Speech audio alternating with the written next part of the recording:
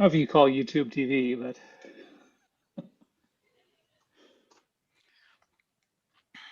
Okay, you're ready to go now, Matt. okay, thank you. Mind passing me a host back?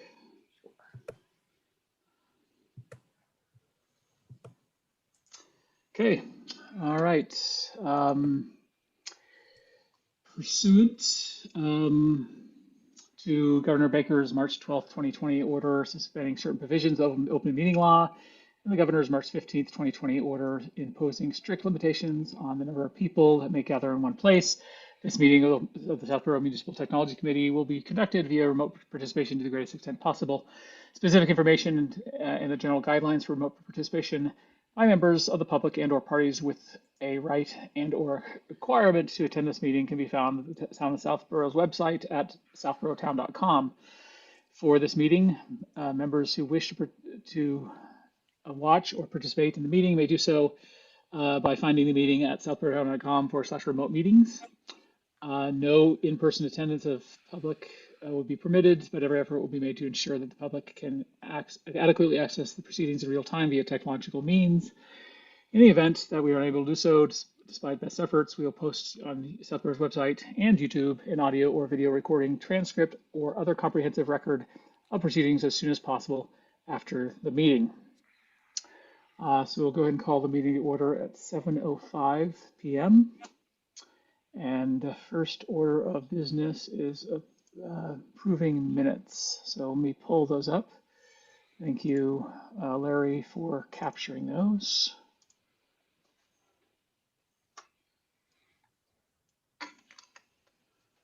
Let me share my screen.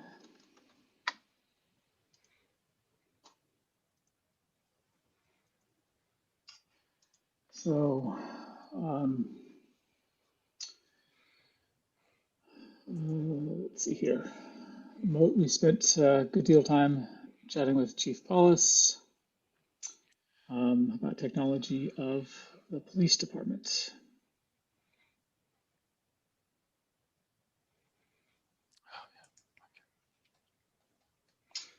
Back and forth, lots of questions. We had a good discussion of the next fiscal year budget review, which we'll, I think we'll have on the agenda. We have on the agenda for tonight to discuss as well. And DC budget, and then continued with the strategic tech plan, which I think we will be discussing. We'll be discussing that tonight as well. Does anybody have any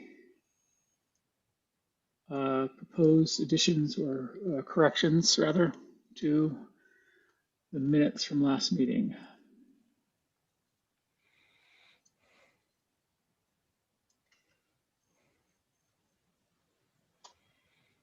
No. Okay. Any proposals to accept as is? No amendments or changes? Yay. All right, I second that. I think we need verbal going around to accept the March 26th, January 26th MTC meeting minutes as is with no additional changes or corrections. Will? Aye. Angela? Aye. Larry? Aye. And likewise, I vote yes. Thank you. Thanks again, Larry, for putting those together. Looks like we have a few attendees tonight's meeting. Let me pull back up the agenda here. Later on in the meeting, we'll have Director of Youth and Family Services, Sarah Cassell, I guess is how you pronounce it, join us. I think she'll be joining us around 8 p.m. So see what we can get done before then. First area of discussion is town technology status updates and strategy and next fiscal year budget reviews. And I thought we would basically, most important of which is talk about the fiscal year budget um, line item that we discussed in previous meeting. So this is the line item for, I can't recall, it's something like $84,000 worth of new server hardware. It was for 3 to 4 servers, hypervisors with associated SAN storage. And as we discussed in the last meeting, action items was to go away and do more research into the actual amount of resources used by the virtual machines hosted on those servers. And then basically um, do more refinement of the quote. Um, so I reached out to our town administrator to get permission to work with either uh, temporary IT or work with Tom. I obtained that permission. And I spent about 30 minutes grabbing stats off of the town vCenter instance, which is basically a VMware cluster manager, and it records CPU, memory, disk I/O, disk capacity for each of the basically performance data for each of the hypervisors, and I was able to get um, basically per virtual machine numbers on resource allocation, as well as performance usage information over a window of 1 day, and then as well as over a window of a week. And won't go into specific details. I think we'd probably have to go into executive session to talk about specific details of specific virtual machines, because some of those virtual machines are police and emergency services. But in a nutshell, of the total 3 hypervisors, um, we have about close to 5 terabytes of storage capacity allocated, um, and about 150 gigs of RAM. Um, the CPU allocated, some of these are somewhat older servers. The CPU allocated to these virtual machines is fairly low, and from what I could tell, based on looking at performance reports, um, the actual CPU consumption, max CPU consumption on one of the hypervisors over a course of a week was like 25%. So it's um, very low. And that was like the highest used hypervisor. Um, Matt, do so we know if there's any cyclical utilization of the servers? Are there specific, reports or things like that that people are running quarterly that could impact the performance of the machines? good question. We don't. Um, we could certainly look into and investigate that. Um, the window I looked at was a course of a week. Um, and the strategy I took in terms of allocation was to say, look, if we were to allocate the same amount of CPU um, as we currently have allocated, and the same amount of RAM, and same amount of storage capacity, and even improve performance by going to latest generation processors. And I think we're running DDR2, DDR3 on the current ones. We go to DDR4 on RAM, faster memory performance, and move from spinning drives, which all the current systems have, to pure SSD. Like basically over allocate resources. uh, what would the system build look like? And so, and then basically, I then went to Dell.com, you know, MSRP, stock, list pricing. What's the worst case pricing to spec out a server? And so it's very clear that given that we have 149 gig of RAM allocated to these virtual machines, we don't need 3/4 of a terabyte of RAM, right? Which is what the previous spec Say had. that, did you say there was a total of 5 terabytes of storage? 4.7 terabytes of storage allocated to virtual machines. Is there more than that? I mean, that's like one disk drive. Um, Yeah, yeah, yeah. It's very low. Though again, I'm sure that a lot of these virtual machines Um, they range from about 50 gig up to 1 terabyte for the local file server. Um, so, but of course, these are all Spinning. these are all spinning drives, but it's distributed across 4 hypervisors. So there's You- some disk I/O contention. I was going to say, did you get any insight into IOPS or disk IO contention, the level of disk IO contention? I did get a CPU, basically disk I/O. I did get some disk I/O stats, but I pretty much ignored that because we'd be moving to all SSD given the low cost of SSD, which effectively, I mean, Especially for 5 terabytes. SSD can, For 5 or 10 or 15 terabytes, it definitely. yeah, yeah. So basically, what I did is I spec'd out a true HA system, which is 2 servers. Let me pull up the spec. Basically, this is list price. And again, it's way overkill. Like 100, I expect out 192 gigs of RAM. And again, the goal is basically have both these servers be HA. So in normal situations, they can run just between the two. But if either one were to fail, the other one could fully take over and run Uh, are all the you workloads. assuming that they both be in the same center, the same server room? Yes, yeah, And would they be functional if we lost internet connectivity? In other words, let's say the server's in the public safety building or the senior center. Can we still get to those applications or in that yes, data or yeah. okay? Yeah, that's exactly the way it currently is. Basically, we have a couple of hypervisors, I think 3 of the hypervisors are in public safety building. They're local, they're running the local public safety VMs today, but today they have local storage. So if one were to fail, it would take down all of those VMs associated with it. And what the design of this would be 2 hypervisors connected to a local SAN storage array with iSCSI. Um, and basically, if one were to fail, it would the other one would auto take over the load of the one that had failed.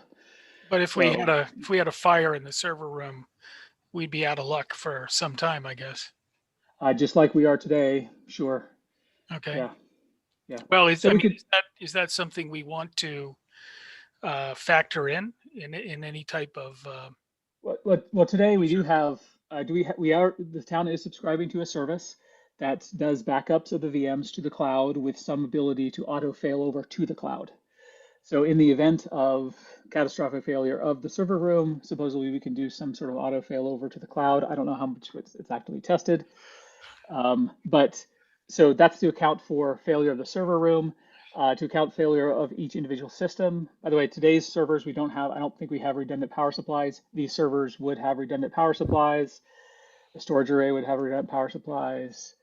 Adding a lot more redundancy plus moving to full SSD. Again, I think it's quite overkill. By the way, this is moving to 2 servers that are a total of 24 cores per server of CPU power, latest generation processors, um, and moving to a storage array with 13 1 terabyte SSD drives. So you're distributing the IOPS across 13. Well, it's actually 12 SSD drives with 1 hot spare. It's good to keep a hot spare in a RAID array. So if one fails, it auto pulls it in and starts rebuilding immediately. Gives you a total of about 6 terabytes usable capacity if you're mirroring. Anyway, the storage array alone is about 21K. Each server is about 7.5K. So we're talking about 36K for the whole thing. And again, I think this is way overkill because looking at the actual hook, again, this is what I propose we suggest to budget for 36K, but of that, several of the VMs are non-public safety related, things like the library or the GIS system, etc. And those I would recommend we consider moving to the cloud and use, the cloud for redundancy, etc. So basically that would drop the server spec requirements down, but of course there'd be costs for the cloud hosting itself. Um, but if we budgeted for the 36K. Oh, by the way, that quote includes um, critical next business day support on both of the servers and mission critical 4 hours on-site support for the disk array, which is shared for 5 years. So like the premium support, you know, um, So that would be something is prepaid? prepaid. Right, Yeah, okay. Where are these servers located? it's in the server closet in the public safety building. Okay. All right. Are we expecting that the new IT person is going to do all the installations on the new servers, or are there any cost for like software implementation configuration on the new hardware? I'm guessing the new IT person would do the installation of the hypervisors, and then most likely we would do vMotion to move the virtual machines over to the new hypervisors once they're built. Yeah. So I don't anticipate there would be actually any changes to any of the virtual machines necessary.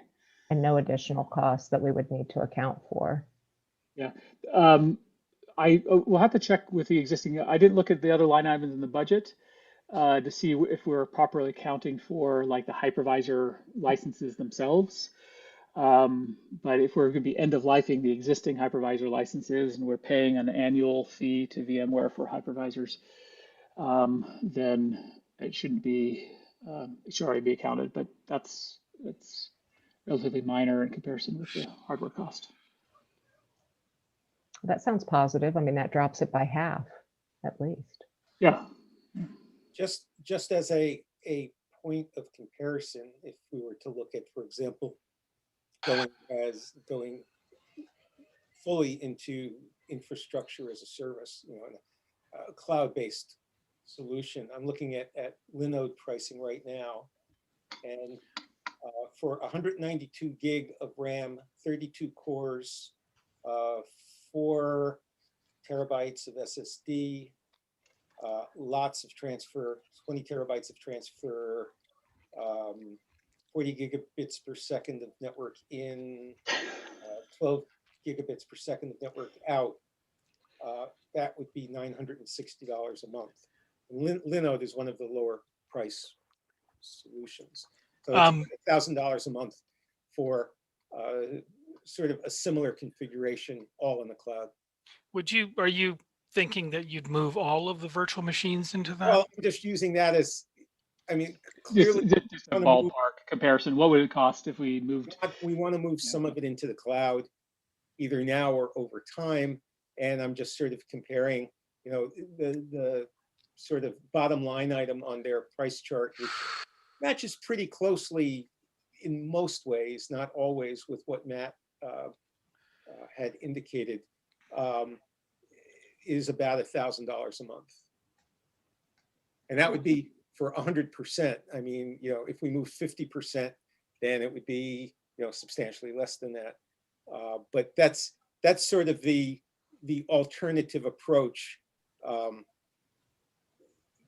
in terms of where we could see moving in time, especially if we wanted to, for example, move the public safety stuff out, or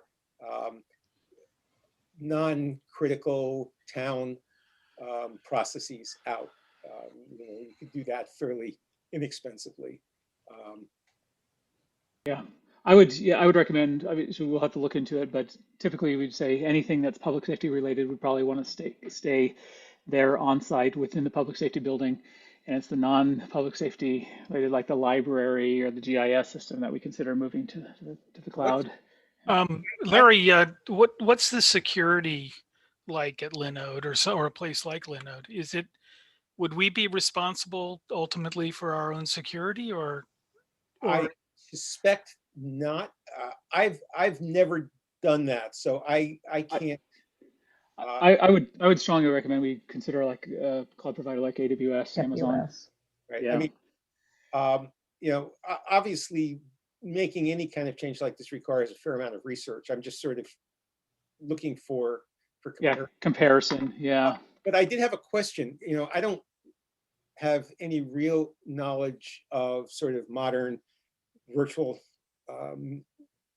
VM systems and hypervisors and all of that. But what is the feasibility, given that you're looking at two physical devices, what is the feasibility of having them in two buildings from a technical point of view? It's definitely possible. The key is the storage. So there's a few options. In this case, this particular configuration. Another thing, by the way, this would be just purely budgetary. I do think we should compare it to an option which is basically fully virtualized.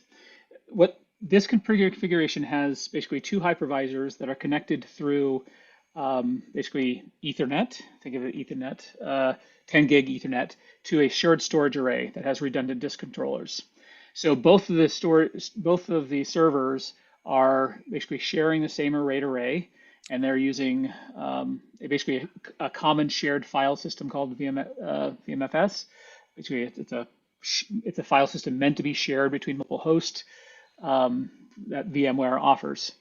And idea is, so all the state is in one location. So if you were to move another host into another building, if it couldn't get access to the storage, it would fail. So it's not really buying you very much. What a better solution, which I think we should explore in terms of pricing and distributed sort of storage, would be to move to basically what's called hyperconverged, which is you're co-locating the storage with each of the hypervisors. So instead of having traditional storage array, with connected via either fiber channel or SAS or iSCSI, you're basically putting disks in each of the servers themselves, and the servers form a cluster, and it's a system they call vSAN. VMware offers it. You pay, I think, $2,500 per CPU, or about $5,000 per system to get this. But effectively allows you to put just a bunch of disks in each node, cheap disks, and now you don't have to buy a traditional fiber channel array. And that allows you to basically put two systems in, one system in one building, another system in another building, and they will actively mirror the drives. That was my question. And you can define the level of redundancy. But typical thing is at least you'd mirror, every bit you write at one location or byte you write at one location, it gets written to a drive, another spindle, another location. And so you always have two copies in both locations. We have effectively an infinite amount of bandwidth between the town hall and the public safety building. You could actually dedicate an entire 10G fiber strand to that. You know what? One thing I just say, I mean, we seem to be focusing mostly on performance and throughput and, the speed of connectivity and things like that. I think maybe we need to turn the whole problem around and say, okay, first of all, let's start with our requirements as to uptime, disaster recovery, business continuity, access, graceful degradation, and then begin to lay out a solution. I think, Larry, your comment was very right. 5 terabytes of storage is nothing. I've got 20 terabytes of storage upstairs. I think we all do. Yeah, and it's and also the amount of processing we do. I mean, we're not running a retail website, right? So I don't think we're going to have any type of huge amount of I agree with you, and I thought in fact that's where we're going. I mean, certainly Matt started the discussion with a description of performance, but at least over the last few minutes, the discussion actually migrated towards resilience, durability, like that, which for me is the important aspect. I mean, adding CPU and memory is easy. Adding resiliency is hard. I mean, relatively speaking, and solving that problem first seems to be the important one, so that we basically can recover from a disaster, and then figure out how much performance we need. I mean, we know the interconnect is not going to be the bottleneck, so we can size the systems based on what we need. Yeah, and also, security is another requirement, obviously. Yeah. Yeah, and so VMware includes, encryption at rest of all of its VMs, et cetera. And so basically, I'm saying I got this quote simply for the hardware. This certainly doesn't preclude any sort of, well, first of all, this has built in a lot of redundancy in terms of the drives. It has built-in dual power supplies on everything. Um, and like I say, moving to something like vSAN, which actually might be less expensive, gives us potentially the ability of uh, multi-homing it, so we can have replication, etc. Though there will be design considerations because with vSAN and any redundant system, you want to avoid the split brain problem, which is you sever the fiber in between, but both nodes are still up. Which one's the master? Which one takes over? You don't want them to have to both. I'm now the master. I couldn't talk to my. So typically, you have to have at least some form of quorum breakage. So you basically need to form some level of quorum with your neighbors. And so anyway, we can think about that, but there's no. This quote would allow us to do that. Well, one thing I'd say, I mean, I've built servers myself, and what I can say is when you begin to get into some of these more esoteric or complicated failover strategies, it's not necessarily something that Tom LaFlamme's replacement is going to have any type of experience with. So, I mean, I think we have to be careful that we don't make it too robust, but also too complicated. Agreed, fully agreed. And this is where I do think that the current strategy of look, for simplicity, let's just work on compatibility with the existing system, servers in place, and for the case of catastrophic failure of the public safety building, like it burns down, we have replication to the cloud, and we can fail over the cloud. And the case, so rather than try to do replication within the town, let's just work towards, you know, redundancy within the site itself, and then for the catastrophic event that public safety building itself fails, we have or we're hit with some sort of ransomware attack, etc. We have failover to the cloud. We can do. Well, the initial question, correct, Matt, was do we endorse the budget line item at the current amount that had been put in, as the town meeting budget is going forward? And it sounds like we needed to give an answer as to whether we essentially approved that or not. That led to the research that you conducted. We're now saying that we do not endorse that line item, and we would endorse a lower line item, more around the 40 to 45, whatever type range. And then I'm assuming that we're not speccing out the system for the new IT manager. We're just giving them guidance based on. Ballpark. Yeah.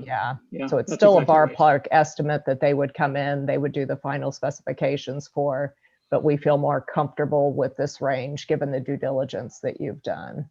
Yeah, that's exactly right. Okay, we have a comment from Mr. Litz. Mr. Litz, you feel free to unmute yourself. So I agree with where Angela is going with this.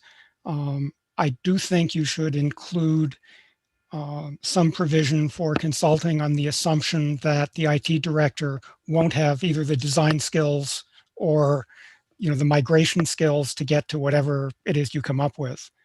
I also would be inclined to make sure that you will also have some buffer for licensing as things move. The other thing I thought I should point out or remind you of in terms of the cloud type solutions is that with the cloud solutions, unless you have completely dedicated hardware, you're looking at reduced performance or vulnerability to the covert channel attacks, that have been in the news over the past few years, Scepter and Rowhammer and all those sorts of friends. So looking at security is a little bit more complicated than just assuming that a virtual machine is a perfect partition. Thank you for that comment, Mr. Litz. Agree that security is paramount, needs to be paramount both for on-prem as well as cloud. Though I do have a fairly strong conviction that it's easier to do proper security in the cloud than it is on-prem. Now, certainly things need to be done and put in place. With my full-time job, that's what I do, security for cloud. And you need to understand what controls need to be put in place and how they need to be managed, etc. But it's a lot easier, from my experience, to achieve various levels of compliance in the cloud than it is on-prem, because you're not dealing with all the physical and environmental controls that come with most compliance frameworks. Well, I won't argue with part of that, but I will, along when you compare to Linode, the kind of things that Larry picked up, those may or may not be as independent as you assume when you do one of your designs. I'm just saying this is a complicated mess. I've been in this, since the days of VAX clusters. So, I know, quorum disks, and I know, partitioning and doing things over fiber connections and the whole bit, up to the current time. And I just want to make sure that we don't get carried away with the technical possibilities and forget the corner details, which include the staffing. Completely agreed. Completely agreed. I agree with you. On the other hand, I'm willing to believe that some cloud organizations like Amazon or even Google, who have literally hundreds or if not thousands of people watching security 24 hours a day, 7 days a week, probably can do a better job than we can. As long as we buy the right service from them. We couldn't even monitor security, much less ensure that we've locked all the doors and hidden all the keys. I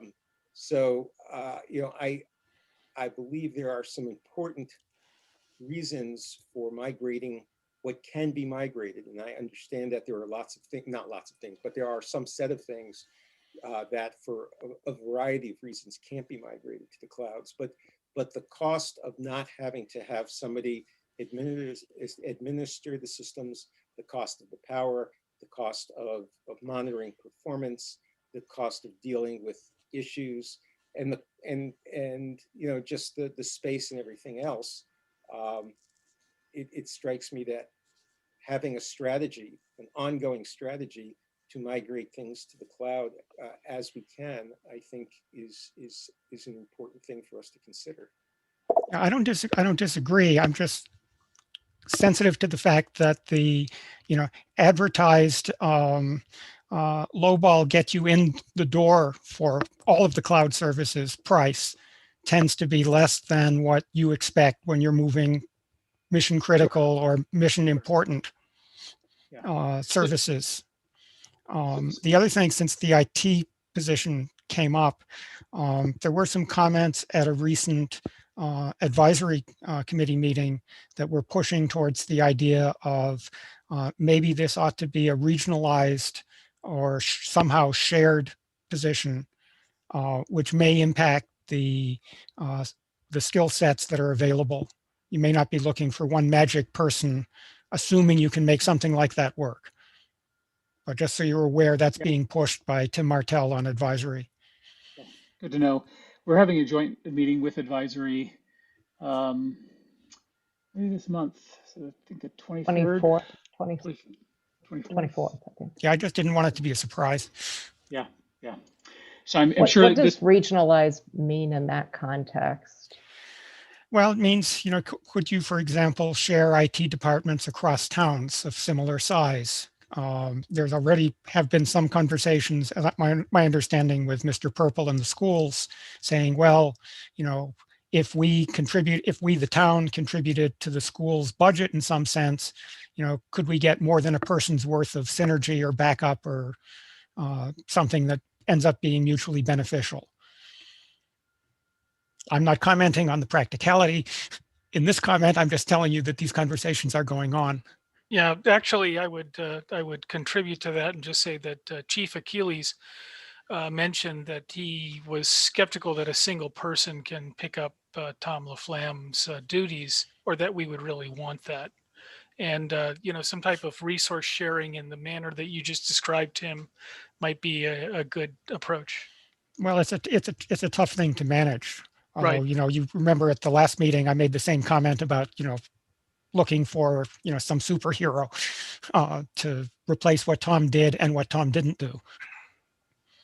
I think Tim expressed exactly the same skepticism as the chief last week at the last meeting. I mean, Although that didn't make the minutes, I don't care.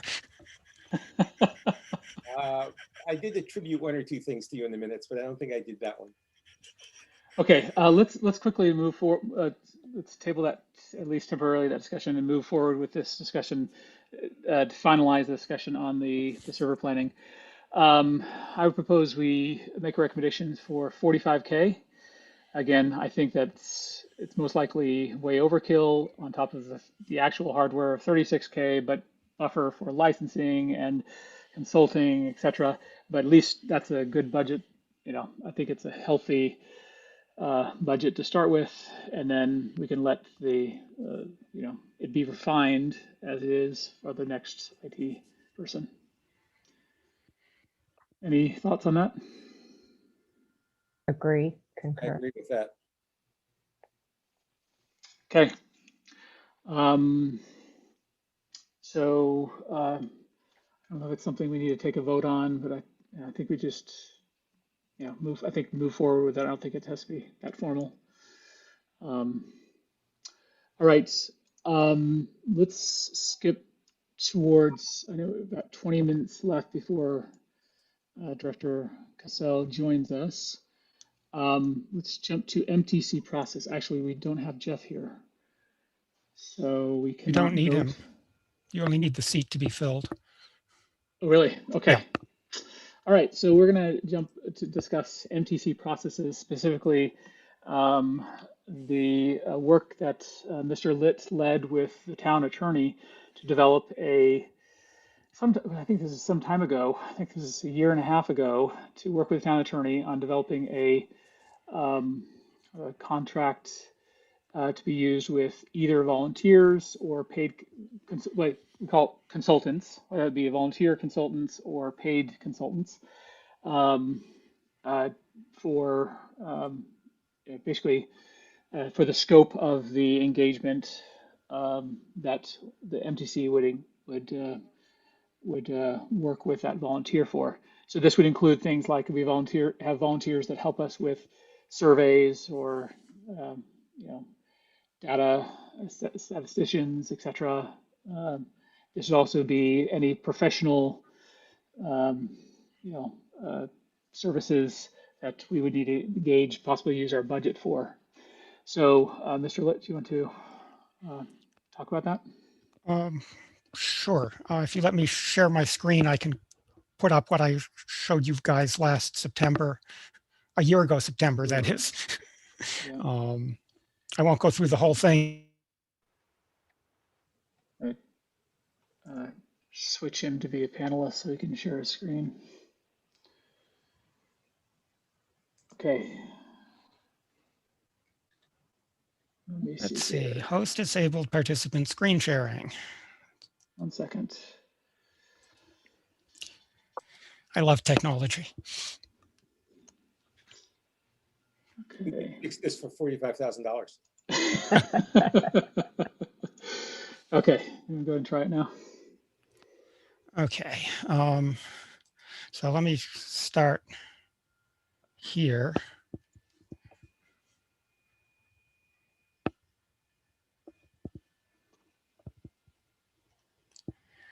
Where is that hiding?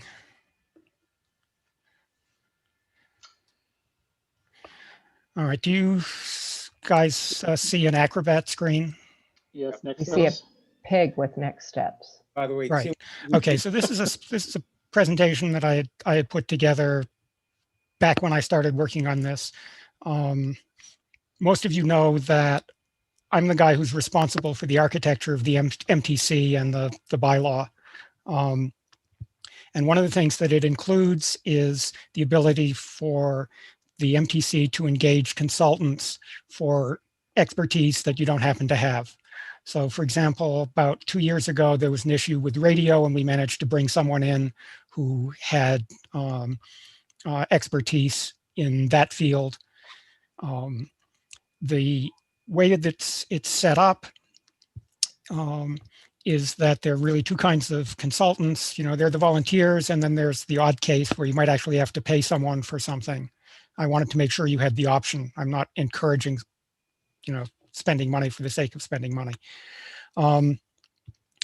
So the idea is in the bylaw was that these weren't, the stereotypical, some guy from out of town is therefore an expert, and I call those the high cost, low return propositions.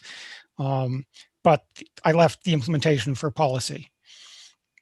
So organizationally, the way it looks is that the MTC reports to town meeting and the appointments are made by the select and the school committee and library trustees, and optionally the Board of Health. But the consultants sit under the MTC and get appointed or engaged by the MTC. So there are a bunch of things the town has to manage, as all of you engaged consultants know about. You need to protect the town's interests. There are constraints in the MTC bylaw. You got to worry about the consultants, particularly volunteers. You don't want to chase them off. It turns out to be simpler for volunteers than for paid people. So I've always said the best agreement is, I promise to be good. It's simple, it's easy to read, it often works. It's hard to enforce, and there's the golden rule version that says, I solemnly swear that I'm up to no good. And so I went through the exercise of putting together two different forms of agreement to keep the volunteer one short. These were looked at and they were agreed to by the MTC roughly last September 2019 or so. But because there was a vacancy on the MTC, you couldn't update the rules of procedure to require their use and to specify, how that works. So I'm going to skip the gory details here and go to sort of what does it mean from a process point of view and what do you have to do tonight. Basically, the idea is that when the MTC engages a consultant, you have to use the approved agreement, volunteer or paid. Shouldn't have to change the agreement at all, no matter what happens. But the statement of work is where you have the details, and the level of detail is sort of what makes sense. The agreement was something I came up with based on standard commercial IEEE and EDU docs. I developed it. I have access to town council for this purpose. And he looked at it, made a couple of word changes and said, I like it. This is reasonable. When it came here last time, Larry had a couple of comments. I've incorporated those as part of the rules of procedure. And that's sort of where we are. So where we are here is sort of this section with one little bit that I came up with when I started thinking about this meeting. So I think you need to adopt one or more rules of procedure that ensures that the agreements are used from now on. And it might be something like the text here, which is, when the MTC opts to engage a consultant, statement of work has to be developed, consultant agreement executed, be the latest version by town council. You can't share confidential information, if any, until the agreement's been exercised, and funds have to be available. Could I ask a couple questions? Sure. I don't think I was part of the original discussion. Oh, you weren't. Why MTC specifically? I mean, my understanding is our budget's quite low, so I wouldn't see that this would be an activity that we would be doing all the time. Is it just MTC, or would it extend to, for example, the town IT manager if they brought on a consultant? This is only the MTC, because the MTC as a independent body reporting to town meeting has the ability to spend money and has the ability to engage a consultant. And so there has to be some legal framework for how that relationship happens. It could be a handshake. That's how it was done the first time. I would argue by mistake, but we fell into it. It worked out. Um, and so this is, to try and put that framework in place. Are there agreements that are used by other town departments when they bring on contractors and There are, they volunteers? don't cover sort of the odd way in which the MTC works. I went through this with town council and he agreed that this was the right thing to do. It's also, the town administrator has seen them. So I think the conclusion was this is the way to do things. And I mean, they should be Yeah. available on the shared drive that you guys Yeah, have access to and I don't. are there any issues with, when people sign this, they get recognized as an employee? I know from a corporate perspective, we have to be very careful about giving people like undue, the feeling of being an employee in any way, because it could start to get, issues with benefits and taxes. I have all that language in there All for that's both in the there. volunteer and the non-volunteer case. As I say, it was pretty carefully thought through and it Okay. was reviewed by council. And did Because I'm an they, engineer, I'm not an attorney. did they talk about what would happen if the vendor already has an SOW or MSA paperwork? Would ours have to take precedent for them to join us, or would we then take it to the town attorney for review? Ours takes precedence in any agreement we put together because there's a unification clause for that. If there's something I didn't think of, and that happens from time to time, there's always the option of going for something different. There is, however, a fair amount of flexibility in the statement of work in order to deal with some of the unexpected stuff without having to go to the attorneys. Okay, thank you. Sure. I'm sort of curious, and you probably covered this in the document, and maybe we even talked about it a year and a half ago. I can't remember. But, Larry, you're a little bit soft. oh, is this better? Yes, thank you. Sorry. So we probably talked about this, and it's probably in the document, but I'm sort of curious, given that these people are not town employees, they're not members of any boards or committees, what are the conflict of interest requirements? All the ones that we're responsible for knowing about and following. What are the conflict of interest requirements that these people are subject to?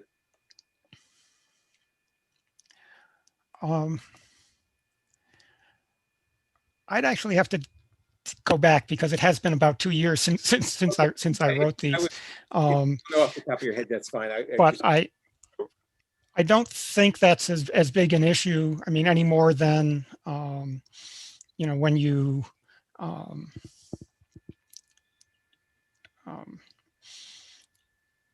hire any other consultant, because it's an arm's length at a distance transaction.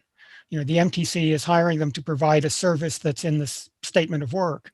If there's a conflict of interest, it would be with the MTC member who is choosing this consultant over some other, assuming that there's a lot of people banging at the door trying to get in, which I don't expect. So the one thing that I didn't cover in this sort of proposed language, and not being a Zoom expert, I don't know if I can share a second screen or if I have to unshare this one. You have to unshare this one and then let me see if I can find out where I do that. I'm on dual monitors and that seems to have confused Zoom slightly. We're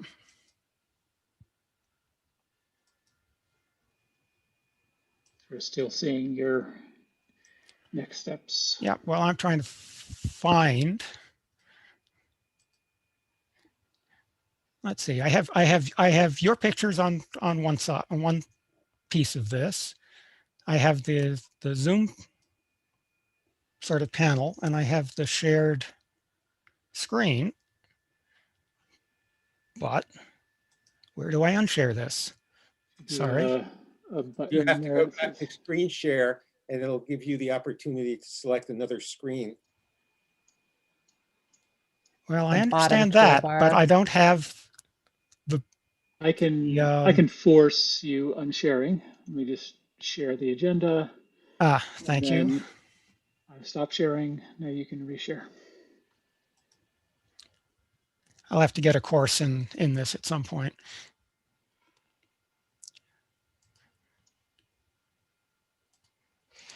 let's see. So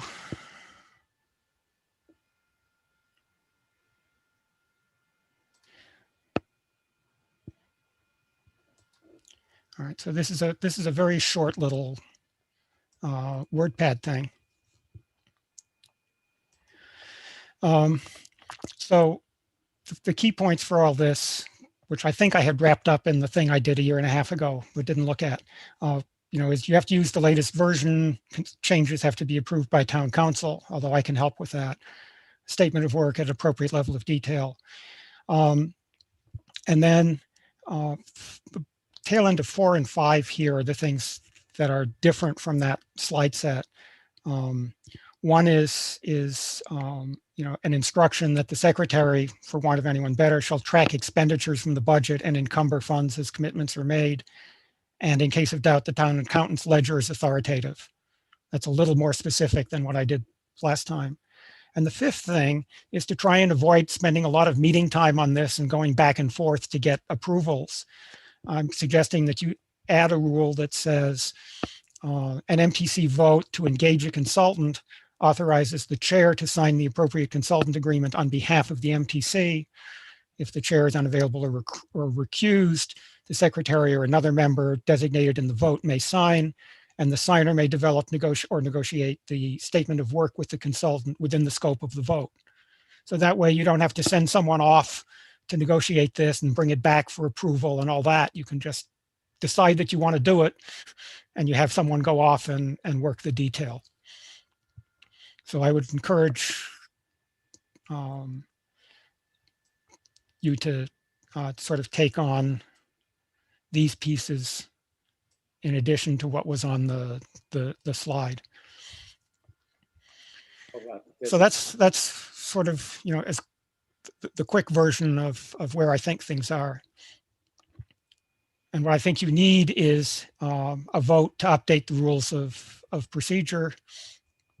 You can adopt the language, from the slide set and, as one rule and add, this one as the second, and that's probably good enough. I guess you could ask me to go off and produce precise language for you rather than negotiate it here, and I'll bring it back at the next meeting. But this has been hanging around for a while, and it's just something I think you need to pay some attention to. It's something that's been on my mind for some time to get tied up. Any additional questions or thoughts from anybody?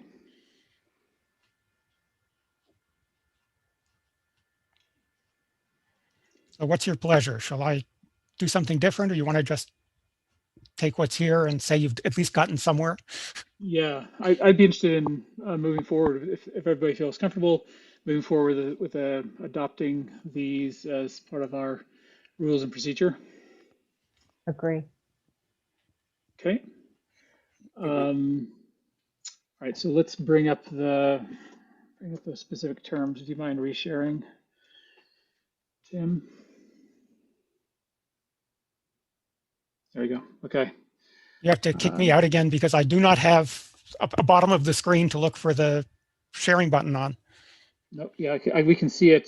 Just the left-hand side is cut off slightly for some reason. Left-hand side of the window. Tim, will you send me a copy of the slide and a copy of this page so that I can include them attached to the minutes?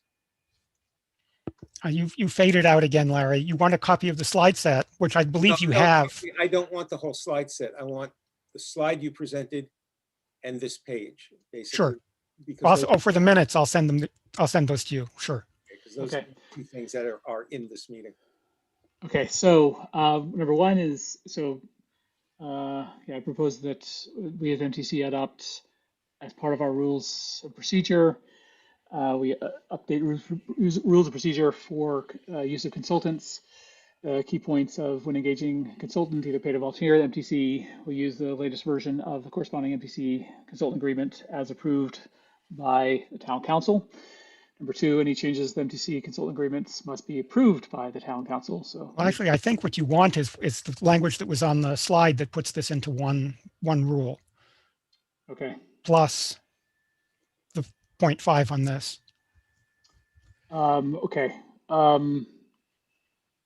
So do you have that slide? I don't, we can't see it right now. I'm frustrated because Okay, let me reshare. I'm in the Zoom pit here. 1 second. I always keep a hammer next to my computer just in case. I have a big hammer, but I have to go to the next room for it. Okay, okay, resharing and Got then it. stopping share. Okay, this one. I'm getting slightly better at this. Okay, great. So updated rules of procedure So I to think what you want agreements. is Yeah. this. MTC opts to engage when we opt to engage a consultant, either paid or volunteer. Statement of work shall be developed, and the corresponding MTC consultant agreement shall be executed.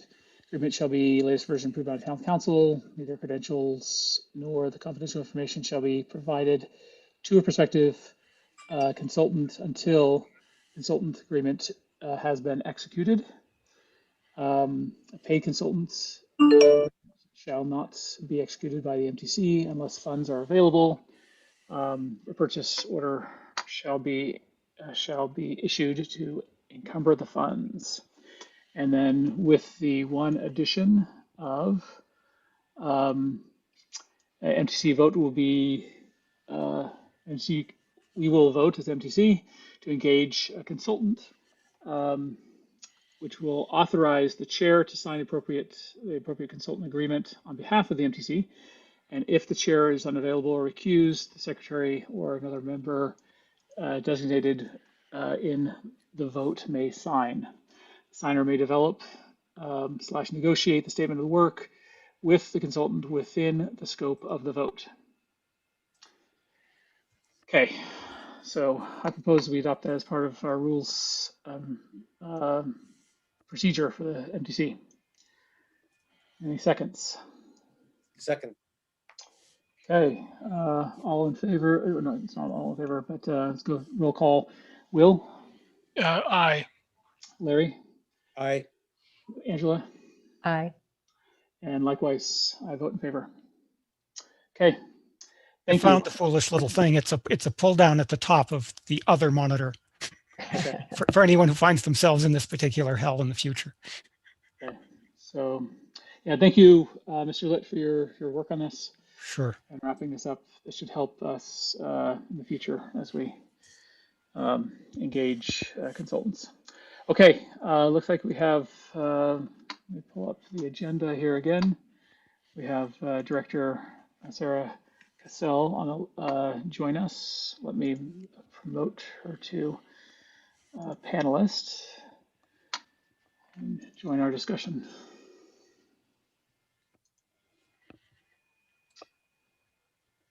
Okay. Great. You hear us okay, Sarah? Hi, Thanks for joining us. thanks for having me.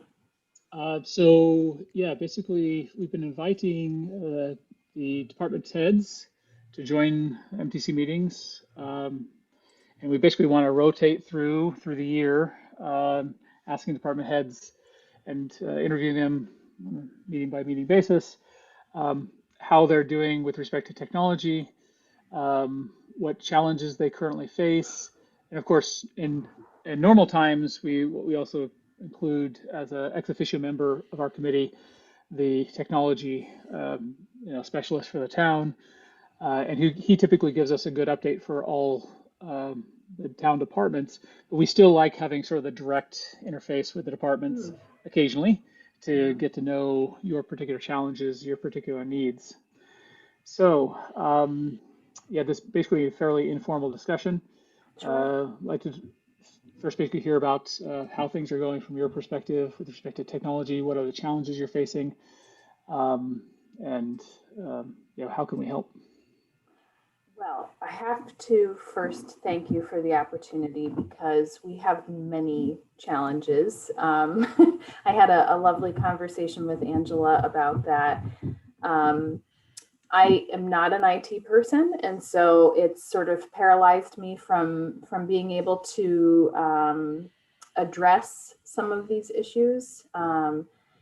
But the other piece is that we have so many needs that I don't know if a product exists out there that could fit all of our needs, or if we really should be moving in a direction of having multiple systems in place instead. And so I don't know if it makes sense. Oh, go ahead. I'm sorry to interrupt, but I was wondering if you could spend, 3 or 4 or 5 minutes just talking about the What we department, do. the major functions of the department, how big it is, how many people are involved. Absolutely. Have, That would be helpful, I'm sure. I- So we're a small department. There are 4 of us. We are you could think of us as the social work department for the town. So we provide mental health counseling to residents when they are experiencing a crisis, or when there's barriers to them getting support elsewhere.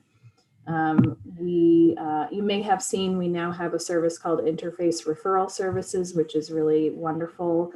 It's going to help residents find providers through their insurance, because the goal for us is to not see residents long-term, but rather provide short-term support as a stopgap until they can get in with somebody through their insurance or elsewhere.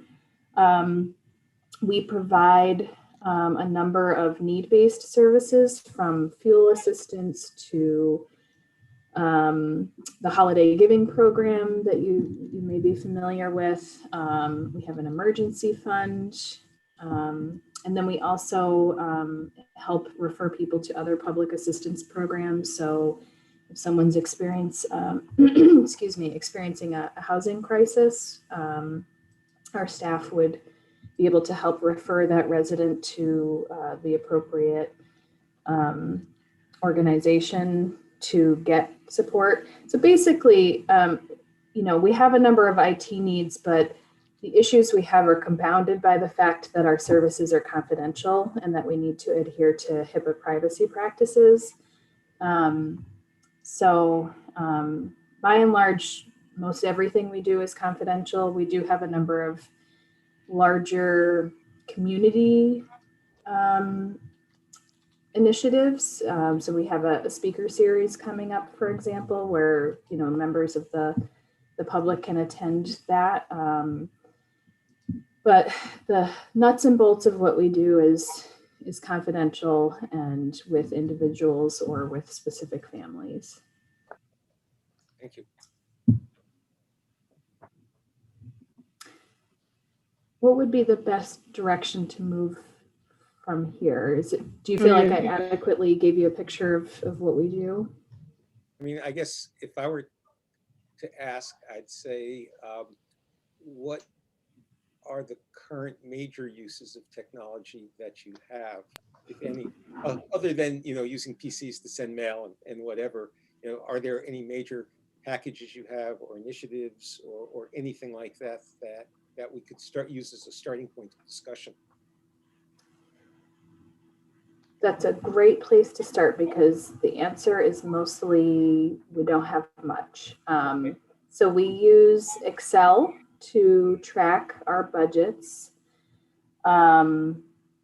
We also use Excel to capture statistics, which basically we have a shared spreadsheet that staff log into on a regular basis to update their statistics on how many people they've served and which category of service. We have been fortunate to receive a number of grants through various places, but we have a lot of different pots of money or buckets that we have to keep track of, not only for reporting purposes, but also so we can track, how much we have provided for one particular family or resident. So the emergency fund, for example. And so we use Excel for those things. We do not have a database of all of our residents. That's a huge problem, especially now because we're we're at 50% capacity in the office, so we have no way of logging in to, grab information about a resident's phone number or their address, and to do that remotely. So I joke all the time that literally if, my assistant director has the contact information for a resident, I walk over to her office and I ask her for it, and she writes it on a Post-it note, and then she gives it to me. That's our system. So, everything we have is paper files. So not only a database, but we also would really love to have a place to keep files for clients. And we have been exploring, we don't have it currently, but we've been exploring things like Theranest or Therapy Notes or Simple Practice, which are all online electronic medical record systems. Do you have any requirements with respect to any of the things you're doing or HIPAA or whatever that require you to keep some set of things on paper? Or could you automate pretty much everything? I'm sorry, could you just say it one more time? My phone just buzzed and I didn't hear you very Oh, well. I'm sorry. Yeah, and I'll get closer so it's a little louder. So do you have any requirements for any of the information that you maintain, either various laws or HIPAA or whatever, that require you to maintain things on paper? Or could you move everything onto a computer if you had the technology to do that? We could, yeah. In fact, most practices do not do things on paper anymore. Yeah. Okay, thank you. Mm-hmm. Do you have the ability to scan documents? We do. We do. Is that something that you do to get rid of the paper, or do you keep the paper as well? We don't have an online system, so we're not scanning any documents right now. We have no place to put it. That's something we're interested in. So everything is maintained as paper files. When we spoke, Sarah, I remember, you talked about the need for the centralized database for contacts and also for the treatment system, so you could have the progress notes and the assessments and the treatment plans. I think we also talked about a couple other things. We talked about the ability to manage grants.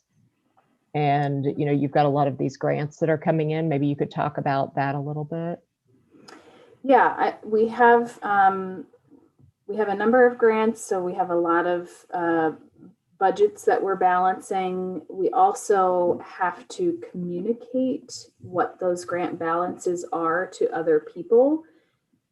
But what ends up happening, because a lot of the information that's on this spreadsheet is confidential, we have to recreate the spreadsheet, another set of figures to share that information, since we can't share the other. In fact, I remember asking you, Angela, I think, can you lock a cell in Excel? Can you lock cells so that we wouldn't have to keep doing that?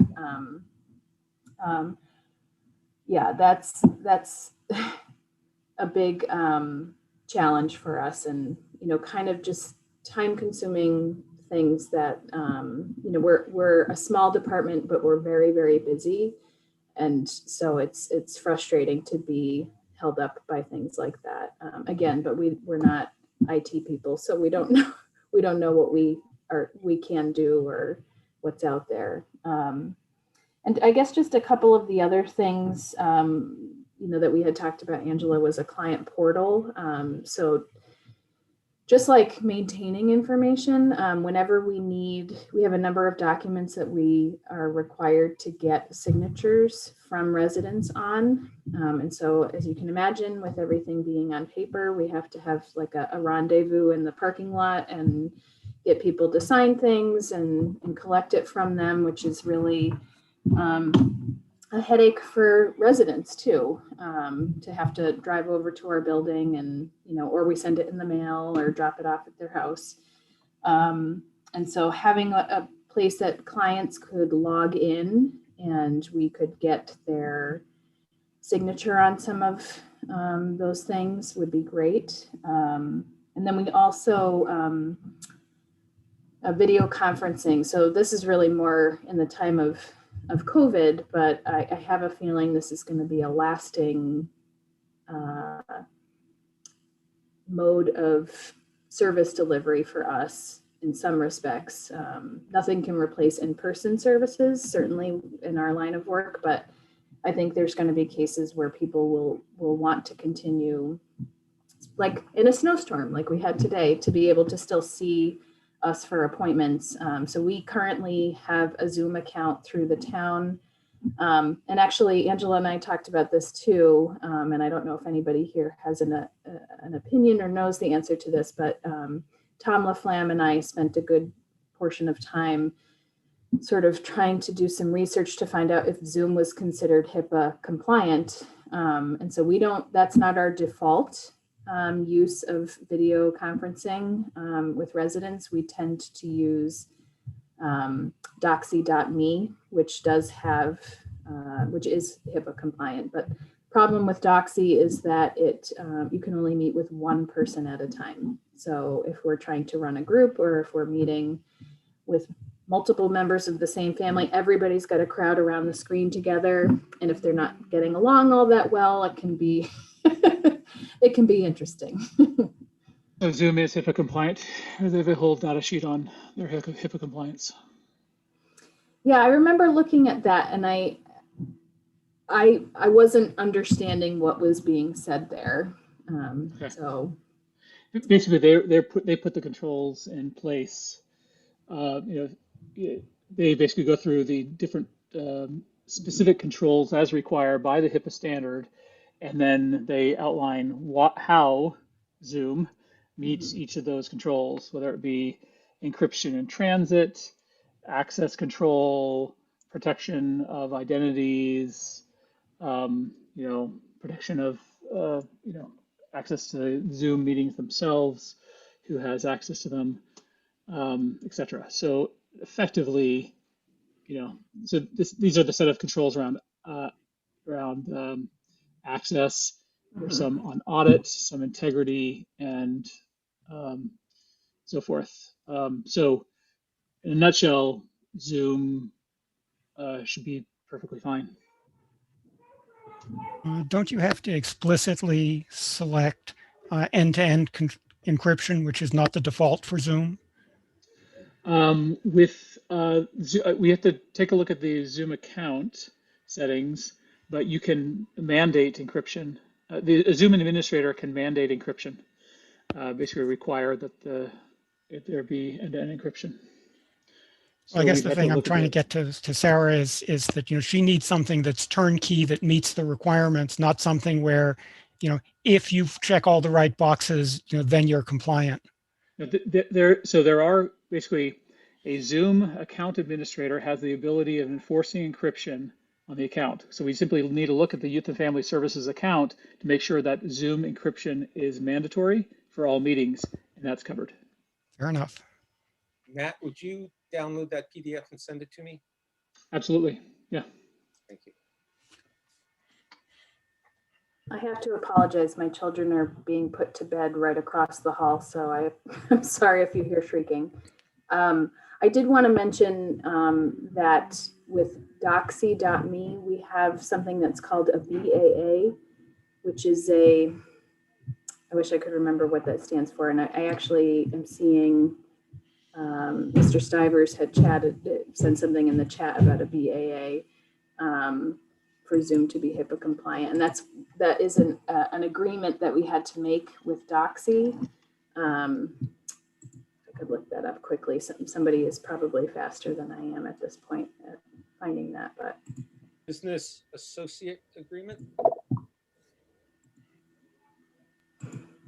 Yes.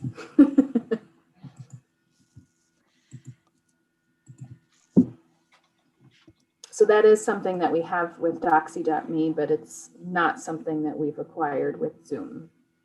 I think that is basically around PII collection and dissemination.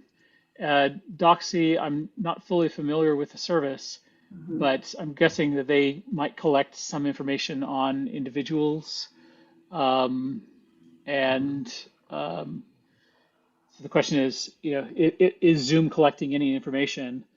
We can look through that that doc that Zoom provides, but I'm pretty sure they don't collect any information that would be subject to a BAA.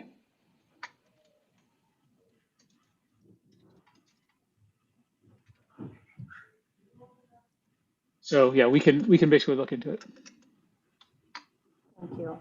So we have kind of archaic systems in place. We're moving along.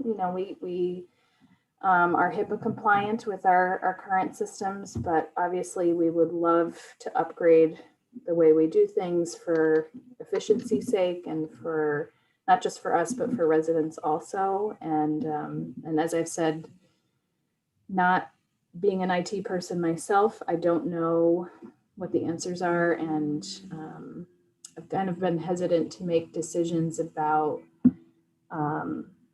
trying different things without knowing what kinds of systems are available. And obviously it would be wonderful if we had one service that could suit all of these needs, but again, we might need to parse it out. Now, are all four of you working at home now? For the most part? I am in the office 4 days a week. And we're at 50% capacity. So there's always two of us in the office, but we take turns. And do you have VPN access from home? Well, actually, you're not actually using any systems, so I guess there's really no need for VPN access. So you can ignore that question.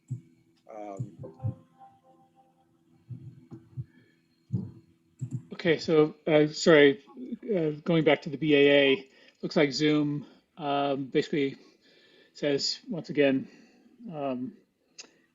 here's a link to their HIPAA compliance, and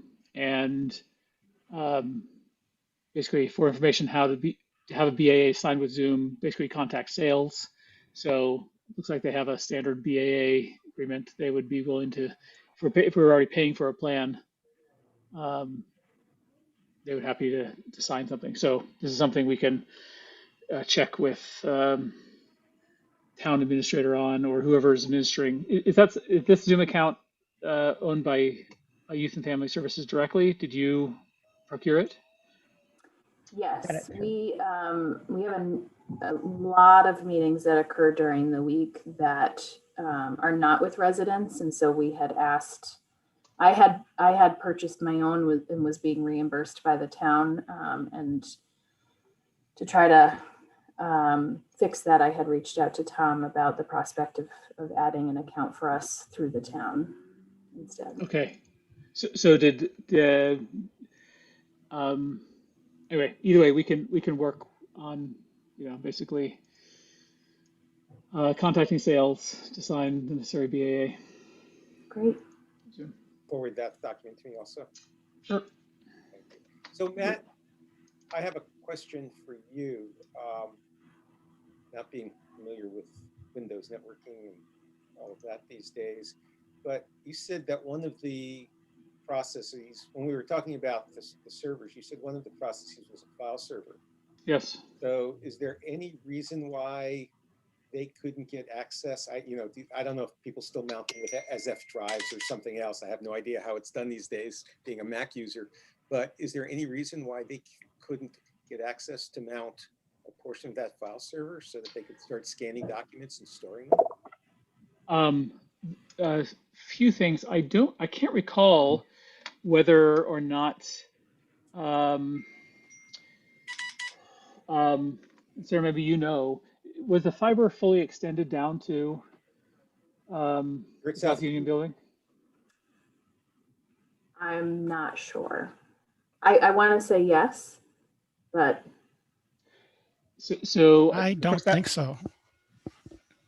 We'll have to look. I know it was budgeted. I think we'll have to look to see whether it was extended. So first of all, there's a connectivity, because you could store things on the file server, but if it have to go over a VPN, it could be kind of slow. More importantly, the concern is the PII and the HIPAA requirement, the sensitive information. I don't know what security controls we have in place. From my understanding, this is just a plain old vanilla Windows file server, which while it does have authentication, there's a lot of controls and retention, and other things you need to put in place if you're storing any PII or PHI, personal identifying information or personal health information. First, first problem that needs to get solved is they need some kind of common storage pool, because it's hard to do almost anything without that. Yeah, yeah. This is actually something I know that Tom was working towards OneDrive, for Teams sharing for town employees.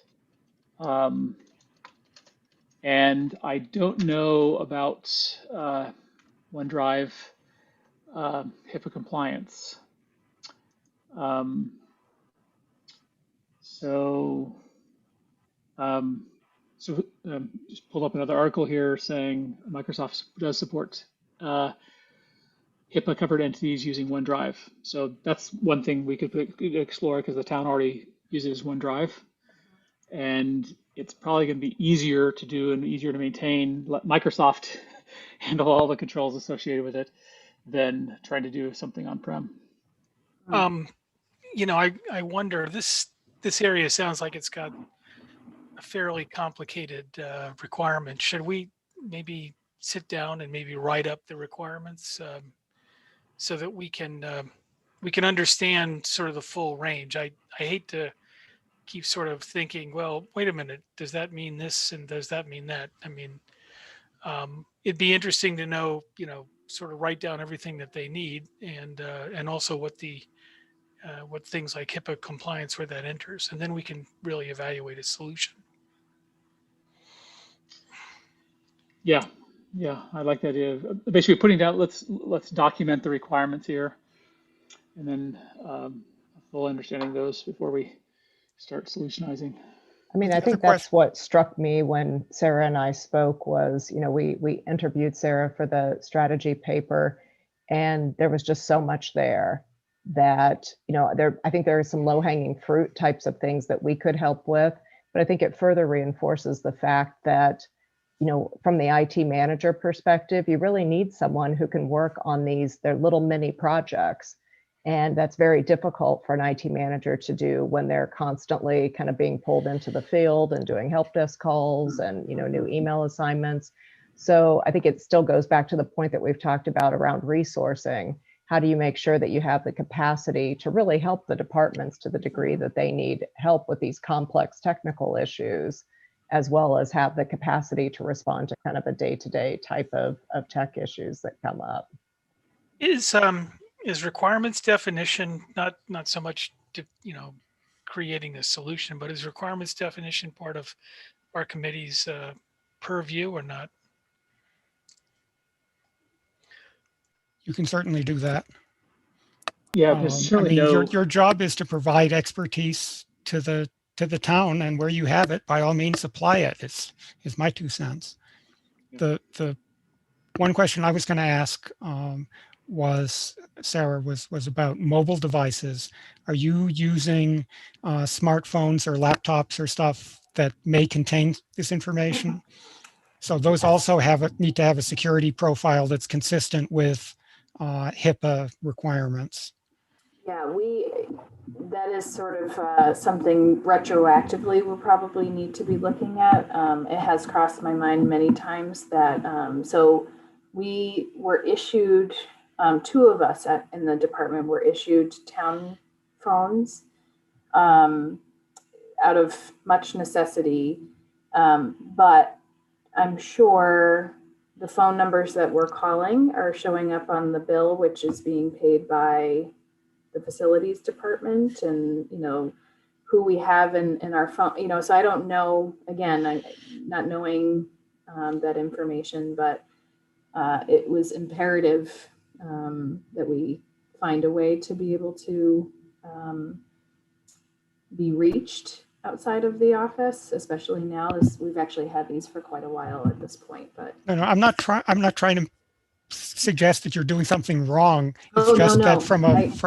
from a technical point of view, there are these issues. And Mhm. I don't know if you remember some of the times that you've gotten email from Equifax or the other people saying, gee, we're terribly sorry we lost your information. A Mhm. number of times that's because a car was stolen and it had a laptop in it and the laptop had information on it, or a Right, smartphone right, was lost. And right. you know, there are a whole collection of things like that there Yeah. need to be technical solutions for, Mhm. given that you're using the technology. It's great Right, that you're using the technology, right. and we as a town have failed you, I think, in terms of not providing the consulting and the infrastructure to make sure that your needs are met in that area.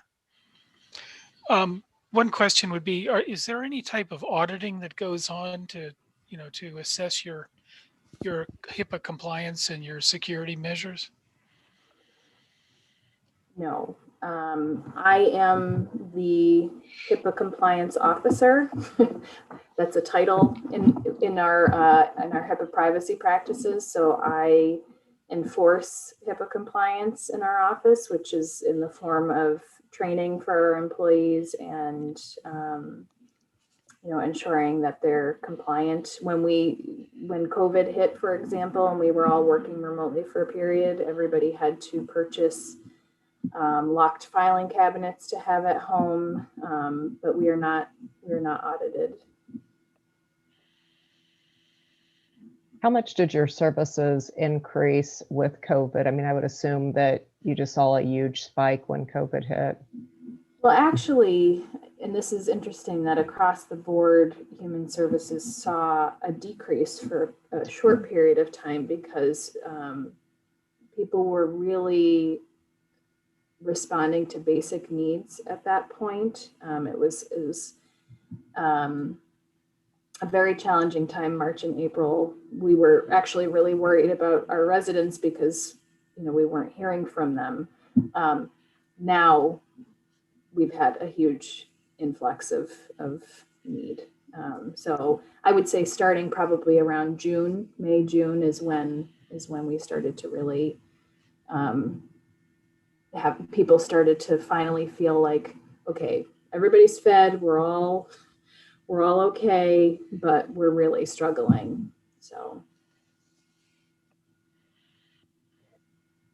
Well, since Sarah and I started the conversation, I mean, I'd be happy to take a stab at trying to get some requirements in writing so we could review them and then try to figure out, how do we help her until we can get the full-time IT manager in place. And at least, if nothing else, it sets the basics up for that individual as they come in to start, helping to build out the systems that they need. That would be What great if you'd be willing to. Yeah. one other question I'd have, I'm working with the Americans with Disability Act Committee, and we're about to go through a self-evaluation procedure. And one of the aspects of that is that there's actually a formal complaint procedure for people who believe that there are disability or accessibility issues that aren't being addressed. Is there such a complaint procedure for people with respect to your HIPAA compliance? There is. It's outlined in our privacy policy. We have complaints that they're instructed to reach out to me as the HIPAA compliance officer for our department. And we have not had, it's never happened in my time with the department. I've been there since 2007. That doesn't mean it won't happen, but that's how it's outlined for us. Do you have anyone you can call on to get advice on issues of legal issues, or what compliance would really mean? If that were the case, the legal counsel that we've been able to lean on has been town council. It's not quite for the same reasons, but we have been subpoenaed before to appear in court for different cases, in which case, we've had to rely on the support of legal counsel for the town to help us get through that. So that would probably be where I go. I don't know if that's the right answer or not. But this is actually, I have very strong relationships with the youth and family service directors from all the Metro West towns that have this department. And I will tell you, HIPAA compliance for our departments is one of the number one things that we all stress about, because it's very hard being a municipal department and operating under HIPAA compliance and without having, uh, go-to resources available. I know that, in the disability or accessibility realm, there's a lot of booklets and things that can help quite a bit. And then there's also the Massachusetts Office on Disability, a whole office. And I doubt if there's anything similar to that for, for helping with the HIPAA compliance. I don't believe there's a dedicated office, but I do think, this is an area where you don't want to have a complaint raised, because it is vastly more expensive to deal with an issue that comes up in this area than it is to avoid it. And so I think, the thing that the MTC may be able to help with is avoidance by at least getting some of the technical means in place. The other department that also has HIPAA issues is the Board of Health, with whom I also do a certain amount of work. And they also may have resources in terms of where you can find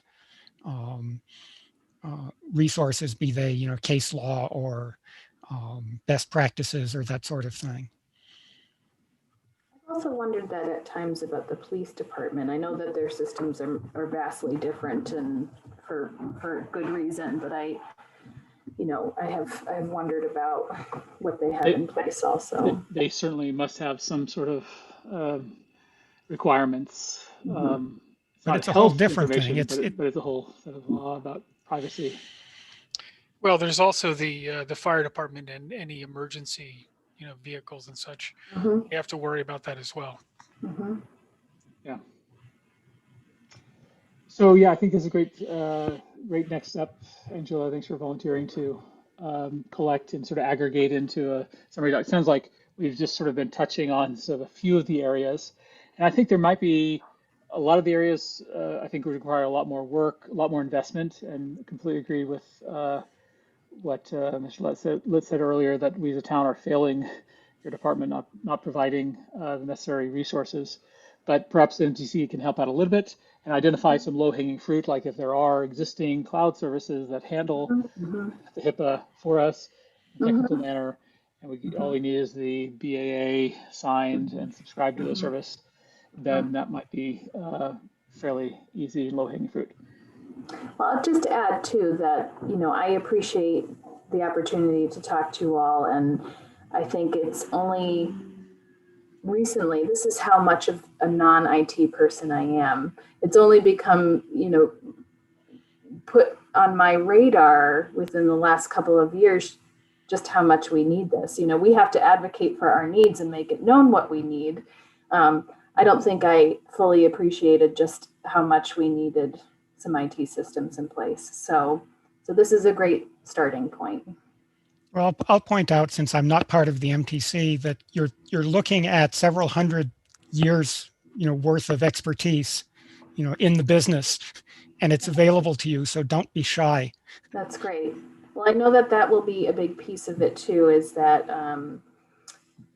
some training on our part, on how to use some things, if we are able to identify, I think you guys have talked about the VPN at one point, or, a couple of other things. And I know Tom tried to tell me what he could, but I appreciated what Angela said about, he was only able to offer so much time to do that, and he had to be off to another call. And so it was challenging. He did try to respond to our needs, but just wasn't really able to dedicate that much time to it.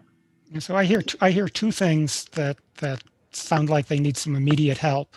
One is getting the cloud services configured properly so that they meet HIPAA, and the other is looking at mobile devices and at-home devices to make sure that they have the right security profiles, both in terms of how they're set up and the things they can't do, like download random applications from the online stores and that sort of thing.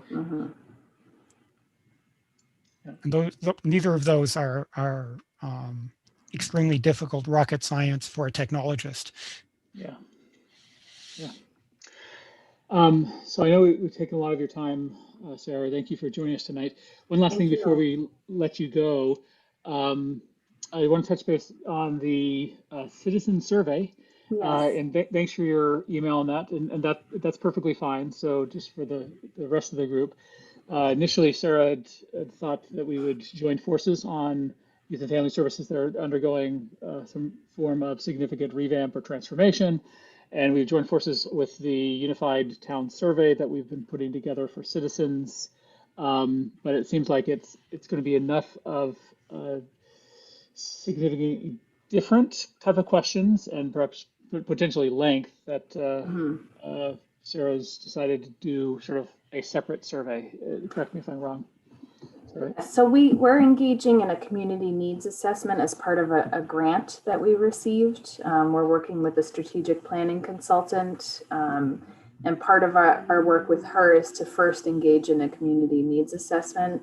We're really going to be taking a three-prong approach there. One, to collect some quantitative data through survey information, but the other is also with some focus group and interviews to collect some qualitative. I keep getting those two confused. But what happens with that data afterwards is the strategic plan completely hinges on what we're able to collect. And as I reflected after talking with Matt, that I didn't want to put MTC in a position of having to be responsible for providing data for us that we have to have in order to move forward with our strategic plan. And we also have to report on it back to the Southborough Community Fund, what our findings are.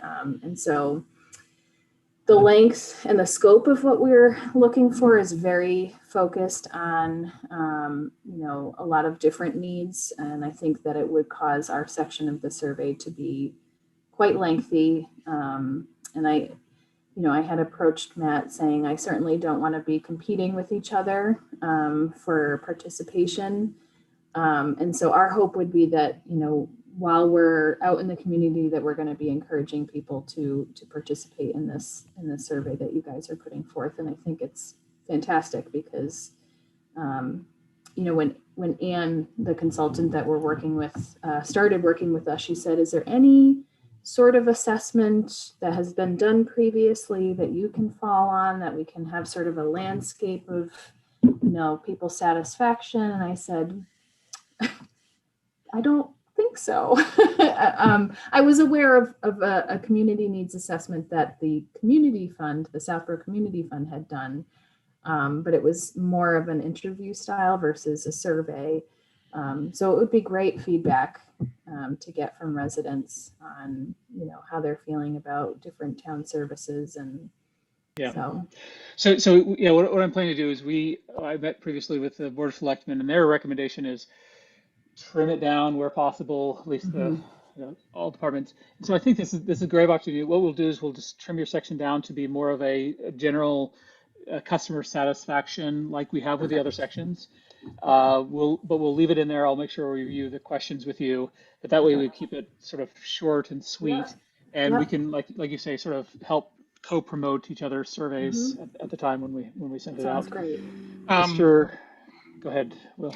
I was just going to ask Sarah, when you talk about going out and doing your own survey, are there any specific, numbers or goals that you have, and how many people you get to respond, and sort of what kinds of people you get to respond? Is it a random set, or is it okay to be focused on particular kinds of people? It's a little bit of both. I mean, we were just talking about this the other day. Focus groups, for example, by definition are supposed to be a random sampling of members of the community, but That's typically if you're, writing a publication or a scientific journal or something, which is not what we're doing with the information. So in all likelihood, it's going to be pretty focused. And, we don't have a particular number we're shooting for. We're just going to try to get as much participation as we can get. And just finished a strategic planning process with the town of Hopkinton.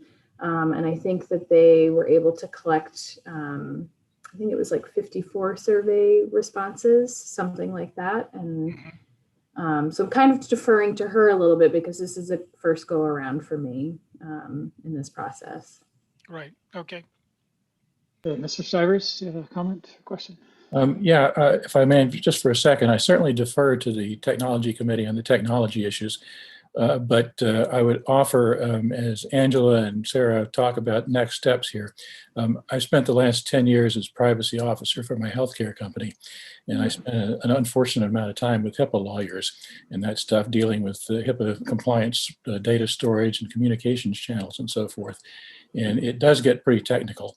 And I would be happy to act as a sounding board or answer questions as you go through that to avoid having to go to lawyers and pay a lot of money initially. Maybe that could help avert some of the initial questions. And I defer to lawyers when it gets very technical. But I spent a lot of my life in that world and be happy to help as I can. So feel free to let me know if I can help. Thanks. Awesome. would be Thank you. great. Yeah, Thank you you. for volunteering. That's awesome. Thank you very much. Okay. Thank you. I'll be in Sarah. touch, Sarah. I'll set some time up with you. We'll Sounds talk. great. Thank you all for your time. I really appreciate it. Thanks for joining us tonight. Have a good night. Okay, we'll see you. Yeah. Okay, we're running low on time, but let's quickly touch on some of these other things. So I think there's this virtual meetings recording thing. I think this fairly quickly, we can touch that. Will, you pointed out that YouTube videos are not tagged with the meeting date in their title. And while you can go to the video to find out when it was basically uploaded or when it was recorded or the date of the meeting, it's not as obvious. It'd be much clearer as if it was right within the YouTube video. So If it was in the title, yeah, so that Yeah. you could actually do a search. Unfortunately, my experience with YouTube has been that the search function is very poor, in terms of being able to search on, even on titles of videos and or subjects of videos. They don't seem to do a lot of tagging. Yeah. So yeah, I think this is something we can talk to the town about to recommend that all future video titles should include the date. Is there anyone who's, sort of has an overall responsibility for herding the cats to get, the videos into YouTube on a regular basis, or is it everybody's up, on their own, I guess? So there's a core of about 2 or 3 people within the town that are the Zoom hosts. They have access to the Zoom credentials. They also have access to the YouTube credentials. And at the start of the meeting, they schedule the live stream on YouTube. And as long as you start the live stream on YouTube, it basically goes to YouTube. And then when the meeting finishes, YouTube basically takes it and places it as a video. So the town doesn't have to do anything other than live stream on YouTube. So there's no other upload process necessary. But the key is the name of the meeting. So our meeting today is Municipal Technology Committee. It doesn't say Municipal Technology Committee, 9th of February, 2021. So I would propose all they have to do is simply change the name of the meetings within Zoom, and then the YouTube live stream will automatically inherit the Zoom meeting name, and thus then the recording within YouTube will inherit the. Is that a going forward solution, or can that be done retroactively? That's a going forward solution for all future recordings. For all Right. existing ones, the individuals that have access to the YouTube, basically town YouTube channel credentials, somebody can go in and rename videos. Well, I'd actually suggest that you engage the town clerk and get in place an alternate or additional solution. Every meeting agenda and every set of meeting minutes has a web page in the town that's indexed and searchable and all that. All it really takes is for the YouTube link to that meeting to be put on that page as an attachment. It doesn't matter what the thing's called at that point. You go, you look for the agenda like everyone does anyway, click on the link and you get the video. That's a good suggestion. Good. Yeah, keep all the metadata associated with the meeting. And Right. Jim already does the bookkeeping and nagging and stuff to make sure that there are, minutes posted and agendas go out and all that. So, Right. What's one more cross for him to bear in terms of, just making sure that, every time the minutes are submitted, the YouTube name is added to it as well. Right. No, I think that's a great idea. Okay. All right. Yeah, we'll definitely, I can reach out to Jim and discuss that with him. All right. I really want to get to the tech plan. So let's go ahead and turn the time over to Angela for a discussion of the tech plan.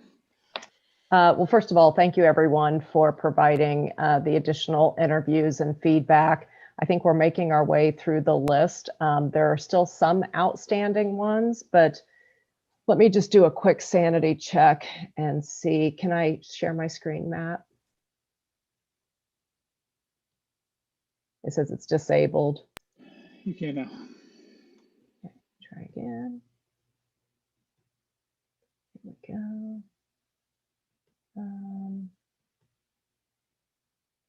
All right, I want to make sure I just didn't miss anything. So these are the people that I believe we've been able to catch up with so far. We've got a member of the Master Plan Committee, Board of Selectmen, School Committee, Facilities, Fire, Youth Administration, Youth and Family Services, and 3 citizens, John, Al, and John. There's still a few that we haven't been able to get meetings with. Planning Board, looks like Youth Commission, and Advisory, Council on Aging, Police, Recreation, and School. So I don't know if people aren't responding or if we need to take another pass at them, or we feel comfortable with the input that we've received so far. Are there any thoughts on that? I'll attempt to make another reach out to the people that didn't respond to me again. I've made several attempts over the past month or 2 or whatever, and have not had success yet. So I'll retry, but I feel pretty good about the success we had so far in getting feedback.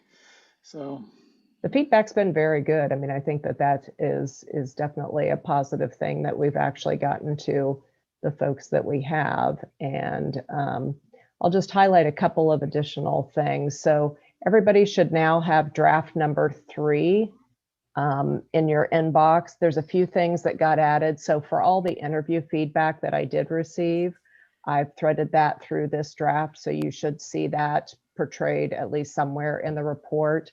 If there's something that you're not seeing or something that you think we need to beef up a specific section with things that you've heard from people, please just let me know, and we can certainly continue to make sure that we're putting the feedback in the document correctly. The other thing that I added from our last discussion is the segment on the human resources. So we talked last meeting about the need to address the fact that we felt we needed additional IT capacity. So I've beefed up the guiding principles, added more input from the interviews, and then inserted a new section called Town IT Staff. And so that is a new section in the document. And then I'd say the other stuff was just more basic cleanup, grammar, and things of that nature. So this is the new section on town technology staff members. I did also want to just ask, or I'll just call it out here, there was a good suggestion that instead of kind of creating our own guideline, we reference the Massachusetts guidelines on technology purchasing, but I just wasn't sure if there was a specific link or reference that we could point people to. I tried to Google it and I was just getting documents that didn't seem like they were linking me to the right thing. So if someone does know what that exact link is, I just like to include it in the footnotes or a link there.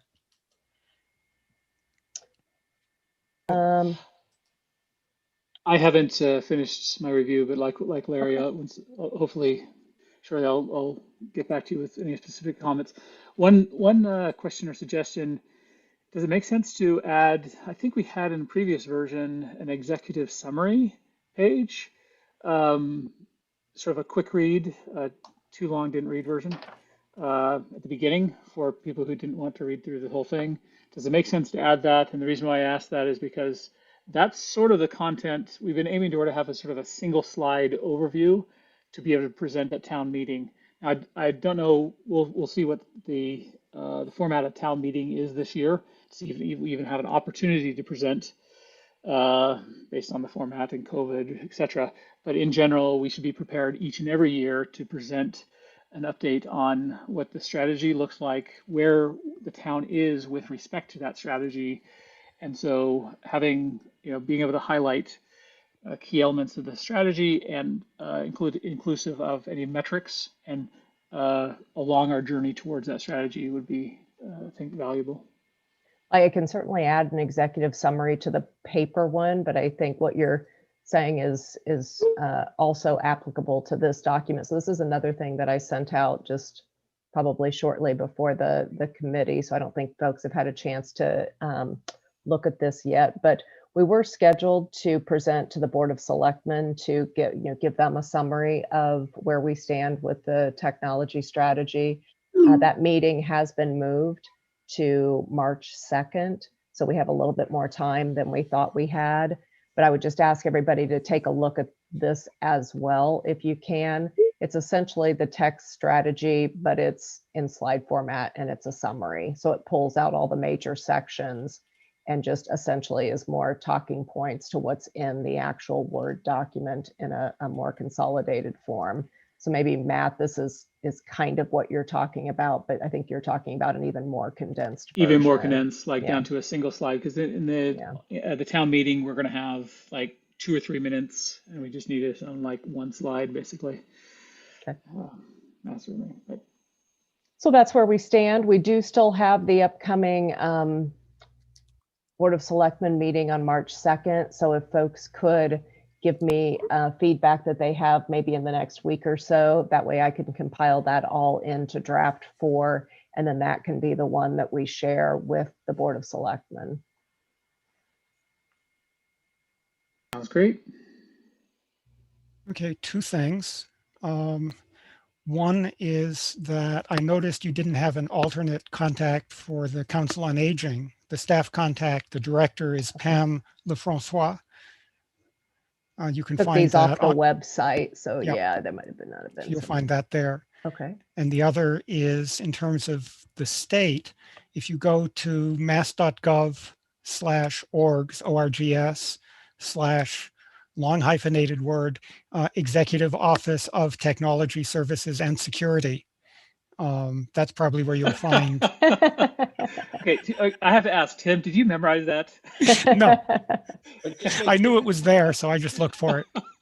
mass.gov/orgs, okay, /executive yep -office -of -technology -services -and -security. Well, that's no fun. You told her where the hyphens go. Larry, we're going to have to get you either a microphone or a leash that's closer to the screen. I may have to talk to Eileen about this. I spend all day on Zoom, and by the time it gets to the evening, I'm just hoarse, so I can't talk very well. Well, you see, my solution is this ugly headset. I think the Zoom has some auto leveling settings, auto just the input you might want to play with, but yeah. So apparently the Massachusetts Government Office of Technology doesn't realize that you shouldn't use full sentences as your URLs. Whatever. Well, they have people who have enough time on their hands that they have the time to type them. And it looks like Mr. Sutherland in the chat pointed to a link as well from mass.gov. Ah, yay. Thank you. There we go.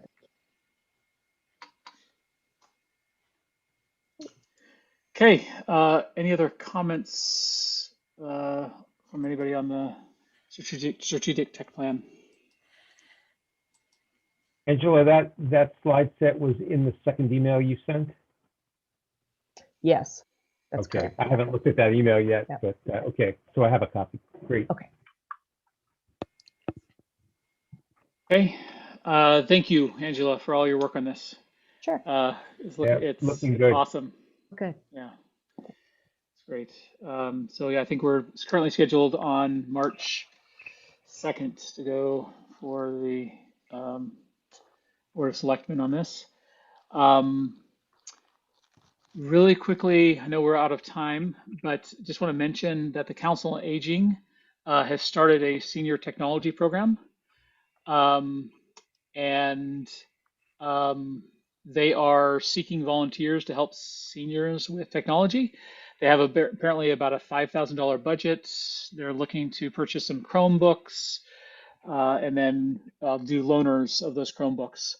So one thing I haven't done yet is possibly point them to the schools to see if the school has existing, obviously, I'm sure they have some mass purchase agreements where they get major discounts of Chromebooks because they're purchasing it for, most students, and they typically tend to be fairly durable, etc. So, but if we happen to know of people who are, they're basically searching for volunteers who'd be willing to help seniors teach Is it them. fairly basic stuff, Matt? Is it something that Yeah. like a high school student could do? Maybe like our Girl Scout troop or something? Yeah, like that? that's actually a great idea.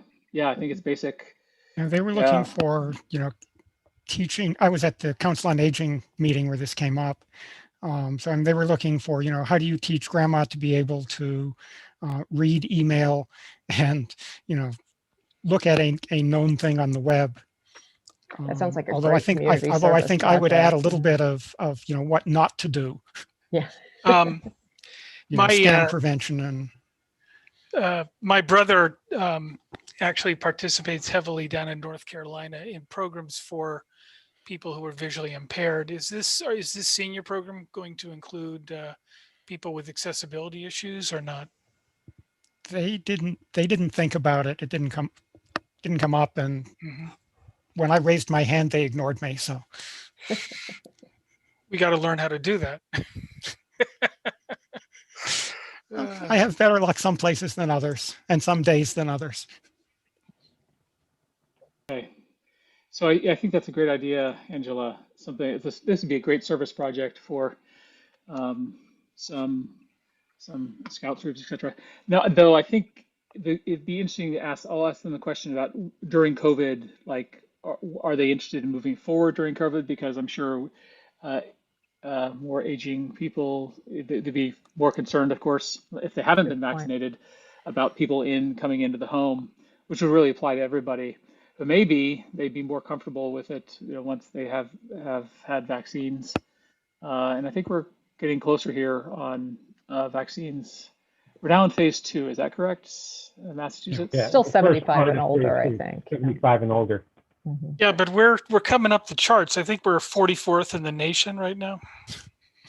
Yeah. I'm not exaggerating on that. I don't think that you'll do well with the elderly until you can do it, hands-on, in person, next to people and such. I mean, I've done a lot of work with teaching people, and you're not going to do it on a Zoom call, because if they could do a Zoom call, you wouldn't be there. Hate it. Yeah. That's right. Very true. Very true. Yeah. Next meeting. Yeah. Okay. Yeah. So we have on our schedule the, what did we say, the 24th? What time is that meeting, Matt? Is that still at 6:30? They wanted to do it at 6:30, you said? I think we moved it at 7:30. 7:30. So, yeah. So we are currently planning on 7:30. Yeah. It's a co-meeting with advisory. I'm guessing it's going to be discussing possibly the budget item, as well as general staffing, etc. So on a sort of side note on the staffing, about a month before Tom left, he did a survey of various communities around us on staffing levels, and included in the survey, like the number of email accounts they administer, number of printers they administer, number of desktops they administer, number of websites they can administer, etc. So, and he shared some of that the results of that with me.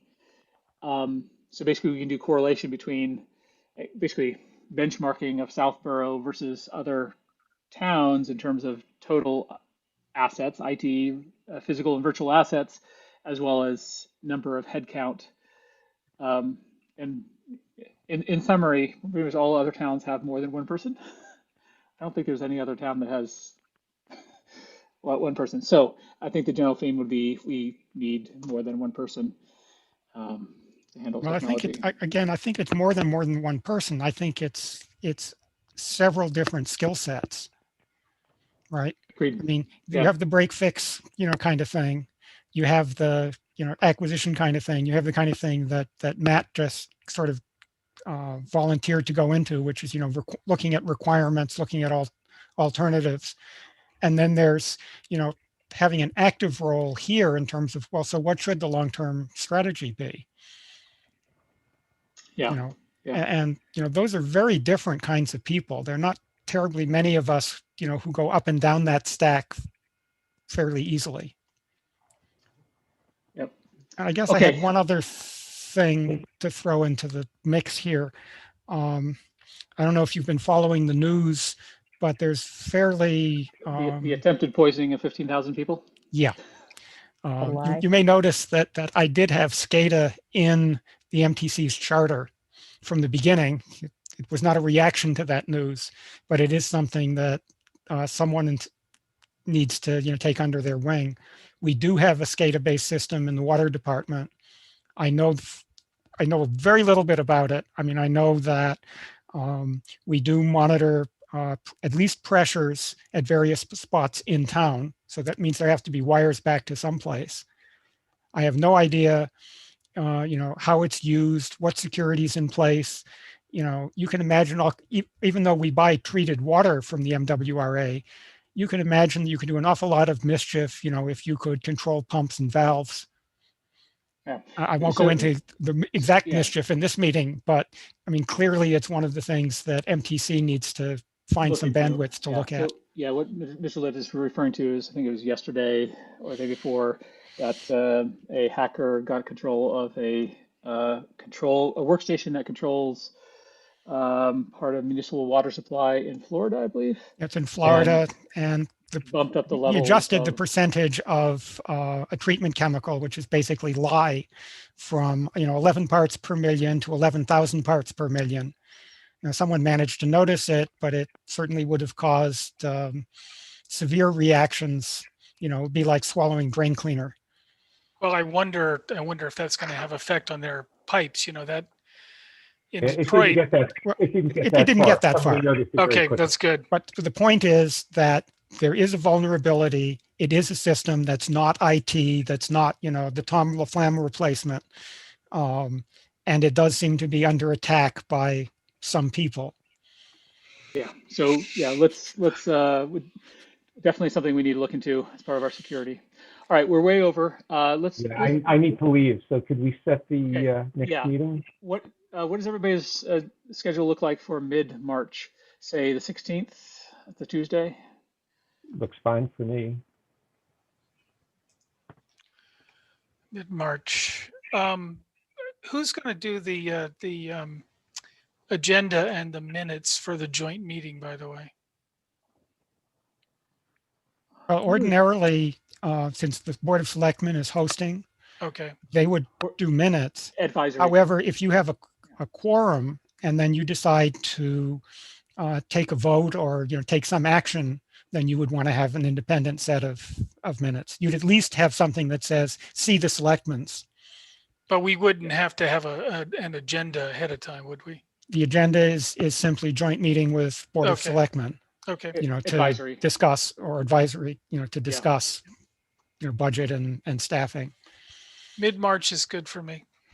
16th Okay. works for me. Okay, all right, let's target 16th of March. That's a Tuesday from 7 to 9. Okay, thanks. I propose that we end the meeting. Any seconds? Second. All right, Angela, you have a vote to Yes. end the meeting. Yes. Larry, Yes. Will, Yes. thanks. Likewise. Thanks, everyone. Have a great night. Thank Thank you. you. Good night.